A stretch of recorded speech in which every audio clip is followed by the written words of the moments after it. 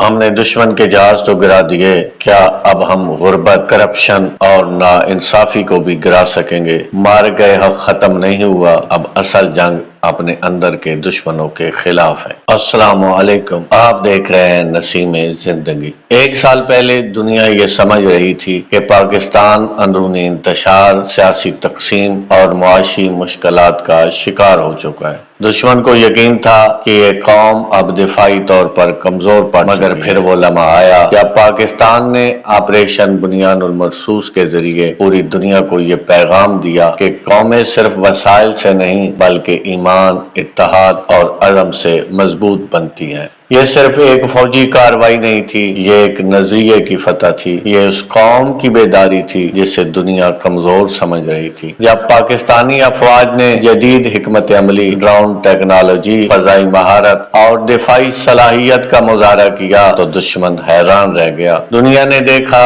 کہ اگر قوم اپنی افواج کے ساتھ کھڑی ہو جائے تو بڑے سے بڑا دشمن بھی صرف ایک وہم بن جاتا ہے۔ لیکن آج اس تاریخی معرکے کو ایک سال مکمل ہونے کے بعد ایک سوال ہمارے سامنے کھڑا ہے، کیا صرف سرحدوں پر فتح کافی ہے؟ کیا جنگی کامیابیاں ہی کسی قوم کو عظیم بنا دیتی ہیں؟ کیا دشمن کے جہاز گرا دینے سے ملک کے اندر موجود غربت، مہنگائی، بے روزگاری اور ناانصافی بھی ختم ہو جاتی ہے؟ حقیقت یہ ہے کہ معرکہ حق ابھی مکمل نہیں ہوا، اصل معرکہ تو اب شروع ہوتا ہے۔ ہم نے بیرونی دشمن کا مقابلہ کیا، مگر اب ہمیں اندرونی دشمنوں کا سامنا کرنا ہے۔ وہ دشمن جو ہماری معیشت کو کھا رہے ہیں، جو نوجوانوں کے خواب توڑ رہے ہیں، جو انصاف کو کمزور اور ریاست کو کھوکھلا کر رہے ہیں۔ آج پاکستان کا سب سے بڑا مسئلہ صرف سرحدی خطرات نہیں بلکہ اندرونی کمزوریاں ہیں۔ ایک نوجوان برسوں تعلیم حاصل کرتا ہے مگر نوکری نہیں ملتی۔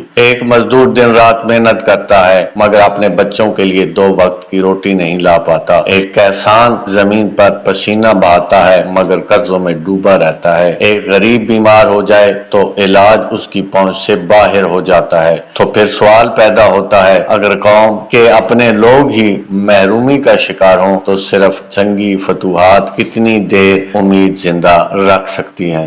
دنیا کی تاریخ ہمیں یہ بتاتی ہے کہ کوئی قوم صرف طاقتور فوج سے عظیم نہیں بنتی، اصل طاقت انصاف، تعلیم، معیشت اور اخلاق میں ہوتی ہے۔ اگر ادارے کمزور ہوں، اگر قانون صرف غریب کے لیے ہو، اگر طاقتور احتساب سے بالاتر ہو، اگر نوجوان مایوسی کا شکار ہوں، تو پھر دشمن کو حملہ کرنے کی ضرورت نہیں رہتی، قوم اندر سے ٹوٹنا شروع ہو جاتی ہے۔ یہی وجہ ہے کہ آج ہمیں ایک نئے بنیان المرصوص کی ضرورت ہے، ایک ایسا داخلی بنیان المرصوص جہاں پوری قوم متحد ہو کر کرپشن، جہالت، نفرت اور ناانصافی کے خلاف کھڑی ہو جائے۔ آج پاکستان کو صرف دفاعی طاقت نہیں بلکہ فکری اور معاشی طاقت بھی بننے کی ضرورت ہے۔ ہمیں ایسے تعلیمی ادارے چاہیے جو صرف ڈگریاں نہیں بلکہ تحقیق پیدا کریں۔ ہمیں ایسی معیشت چاہیے جو قرضوں پر نہیں بلکہ پیداوار پر کھڑی ہو۔ ہمیں ایسی سیاست چاہیے جو نفرت نہیں بلکہ خدمت کا نام ہو۔ ہمیں ایسے ادارے چاہیے جہاں عام آدمی کو بھی فوری انصاف مل سکے، کیونکہ دنیا میں وہی قومیں دیر پا عزت حاصل کرتی ہیں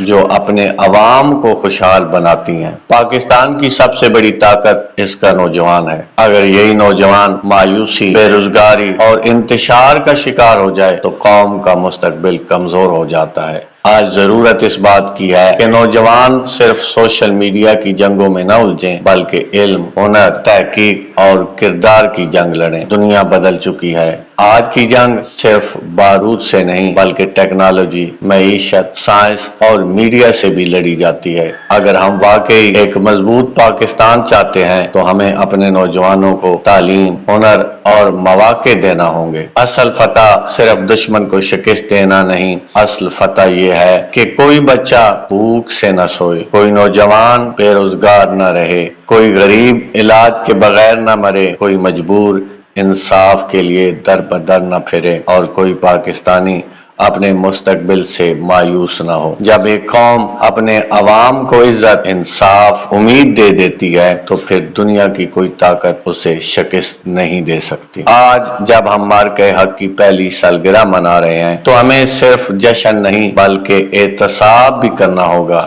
ہمیں یہ عہد کرنا ہوگا کہ اب ہم غربت کے خلاف بنیان المرصوص کریں گے، کرپشن کے خلاف بنیان المرصوص کریں گے، جہالت اور ناانصافی کے خلاف بنیان المرصوص کریں گے، کیونکہ اگر قوم اندر سے مضبوط ہو جائے تو دنیا کی کوئی طاقت اسے شکست نہیں دے سکتی۔ پاکستان نے دشمن کے جہاز گرا دیے، اب وقت آ گیا ہے کہ ہم اپنے اندر کی نفرتوں، محرومیوں اور کمزوریوں کو بھی گرا دیں۔ یہی اصل مارکہ حق ہے، یہی اصل فتح ہے اور یہی آنے والی نسلوں کے محفوظ مستقبل کی ضمانت بھی۔